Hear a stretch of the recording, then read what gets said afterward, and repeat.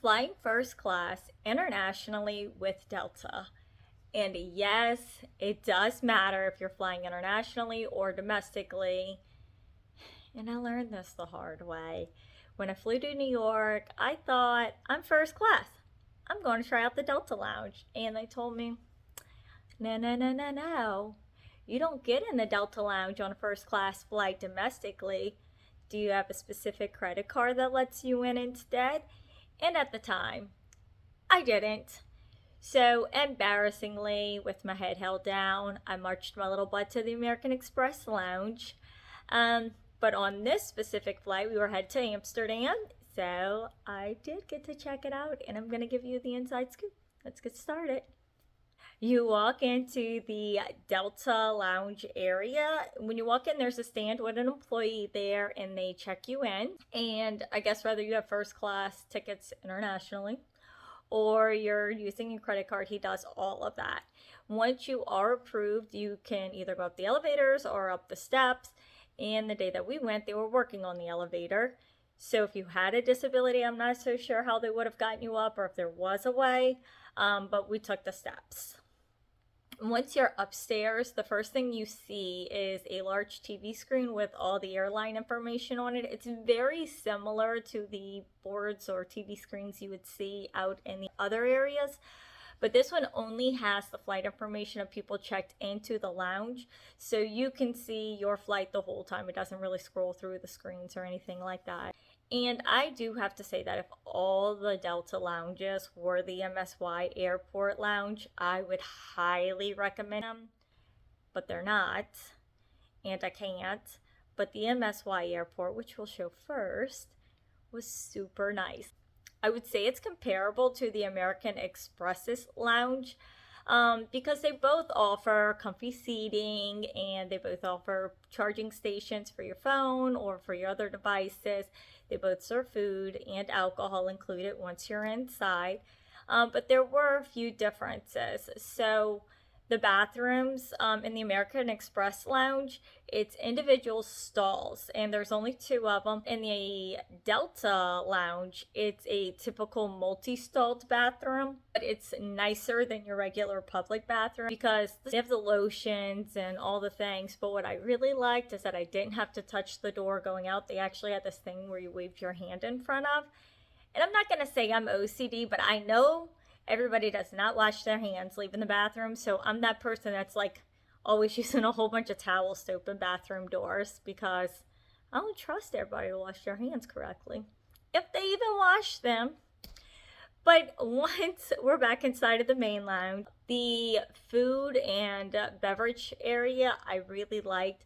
So in the American Express lounge, they do offer sodas, but they're cans, which I don't have a problem with that. They're never really super cold though, so if you want a really cold drink, you still have to like order a cup of ice. And in the Delta Lounge, it's a typical fountain machine.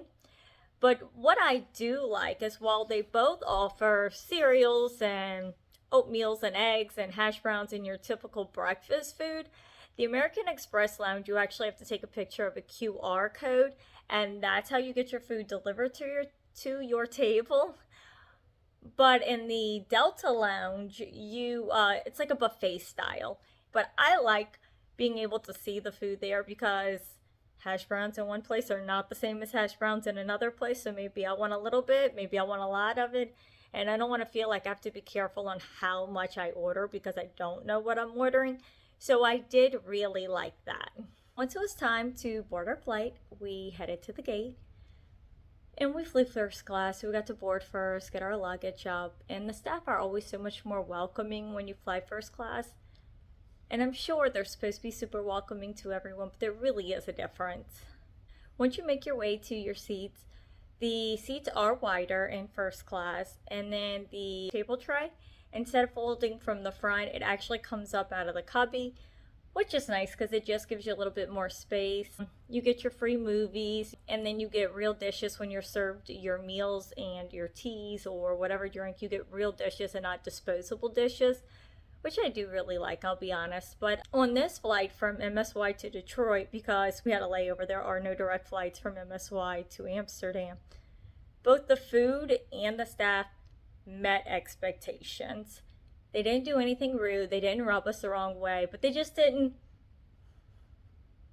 go out of their way to make us feel special.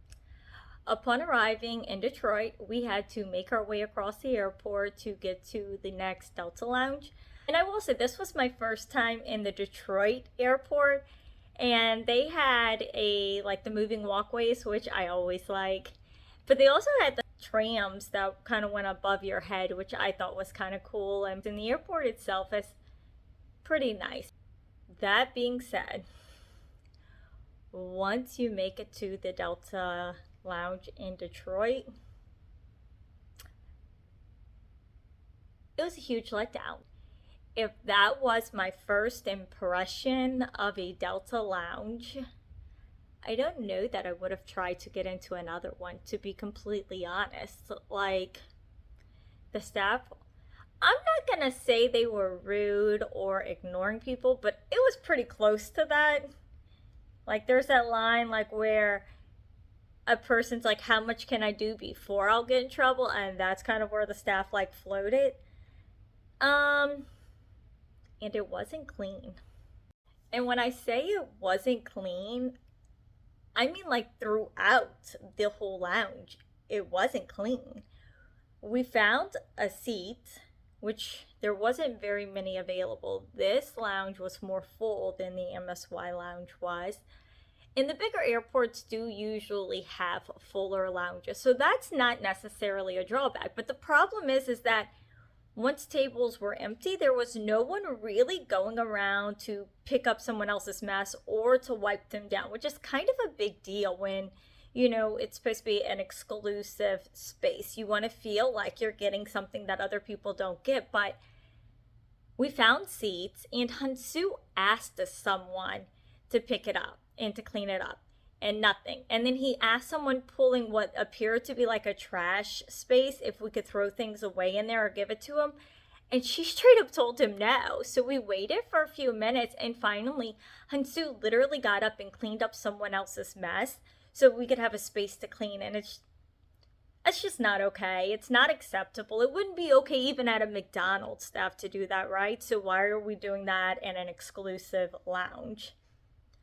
So we figure ourselves out, like, we try to get over it, and we make our way to the buffet. The buffet space in Detroit is much, much bigger than the one in MSY, and we arrived there for lunch. And the food that was out looked good, but it was so nasty.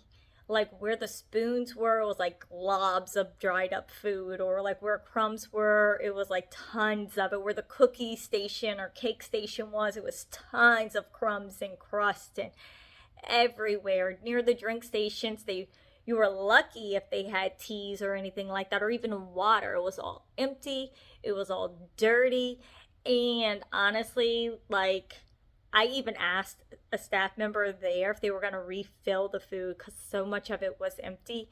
And while I was sitting in the lounge, I actually posted onto Facebook, right? And I'm not joking, about 30 minutes after that post, they came around and started cleaning up. So I kind of hope it was me that, like, got their attention and not just that I walked in at a bad time. But we were there for a few hours, and before we left, it was gross again. And when they came around to start cleaning, there was actually another employee that appeared to be a manager because he was in a different uniform and he was much older than the other people working there. And he was actually telling them what to do.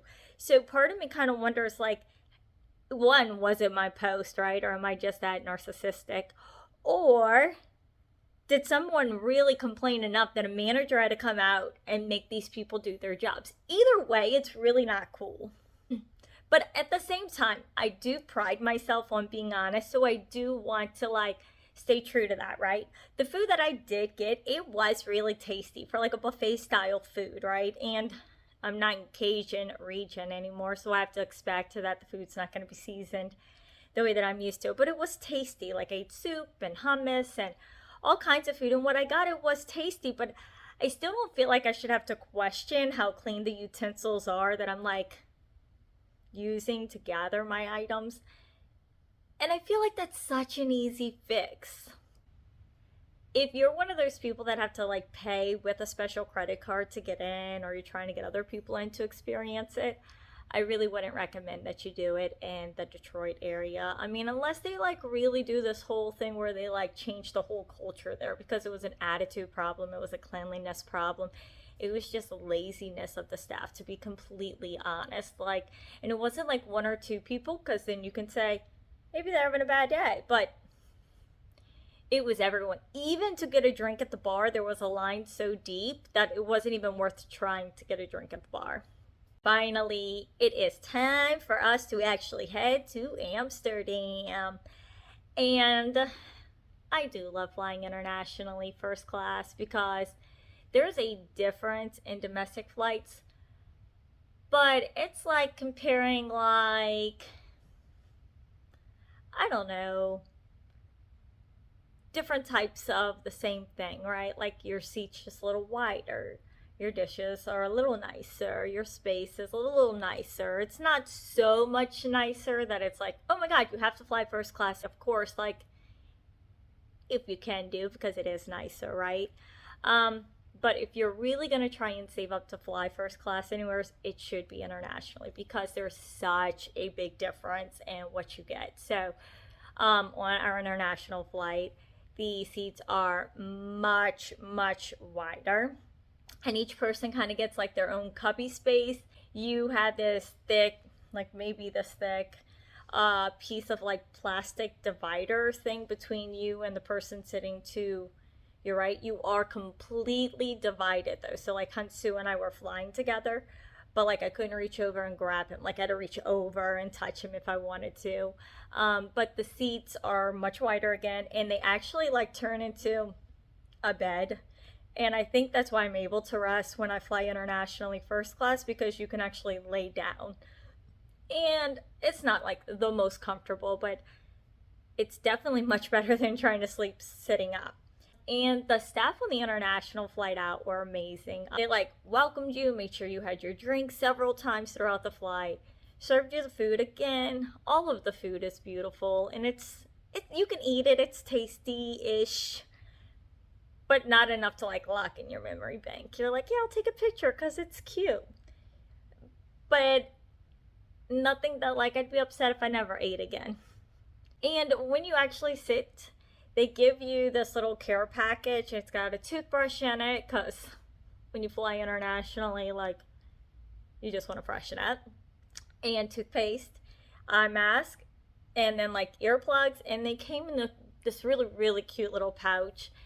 And I kept it all. And I don't even really always like using those things. I do use the earplugs because they help me just kind of rest more. But my kids like to wear the eye patches from time to time, and then they go missing, so we need more. So I hold on to them. And again, you have your own screen that, instead of it being mounted, the screen on the international flight, it pops from like the wall that I was telling you about, and it kind of comes out, and you can adjust. It's like a recliner bed that you can sit up a little bit, or sit up all the way, or lay it all the way down, and the seat kind of connects to this like footrest in front of you. And that's nice. So you get your water when you board, you get all your hot teas, your drinks if you're a drinker on a flight. I can't drink on a flight, but if you can drink all you want on flight. Well, I'm sure at a certain point they'll cut you off, but only if you act crazy, I'm sure. And overall, I have to say, like, I have no complaints about our flight out. And honestly, even on the flight back in, I'm going to post different like sections of our flight so you can kind of watch. But the staff was super, super nice on the way coming back home from Amsterdam back into the United States. They really went so far and above out of their way. Like the guy that we had helping us in our section was what you expected to have on a first class flight. Honestly, like, well, let me rephrase that. Hansu got a drink spilled on him, which was kind of funny because I actually caught a picture of it, like not intentionally. I was just trying to get like a cutesy little picture, and I caught the lady spilling a drink on him midstream. But otherwise, she was really apologetic, and accidents happen, right? Like, whatever.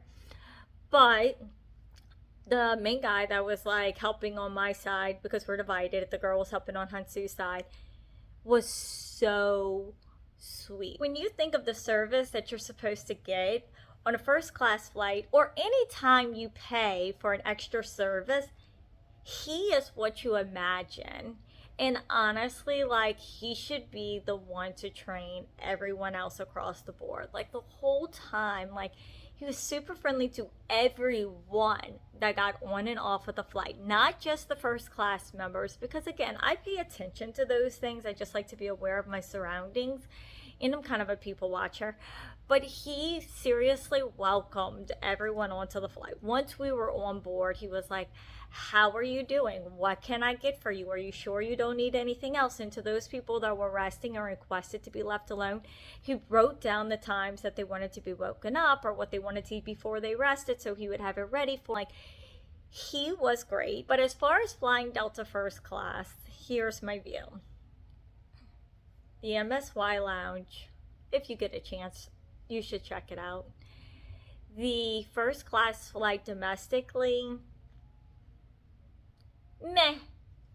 Honestly, if I was just flying to New York again, would I fly first class again? Maybe, maybe not. What I would probably do is book a regular ticket and then watch to see if they offered me upgrades to first class at a lower price. That would be worth it. But flying internationally, yes, I would say it's worth it, because it is just so much more comfortable. And like I said, I can't sleep sitting up, and I don't think it's just that I'm sitting up when I'm flying internationally. One, I am able to lay down, so that does help me actually rest. While I never get into a deep sleep, I'm able to like cat nap. I think also because it's kind of like little cubbies almost that each person has, I feel a little bit more secure, and I'm not having to worry about so much about everything that's going on around me.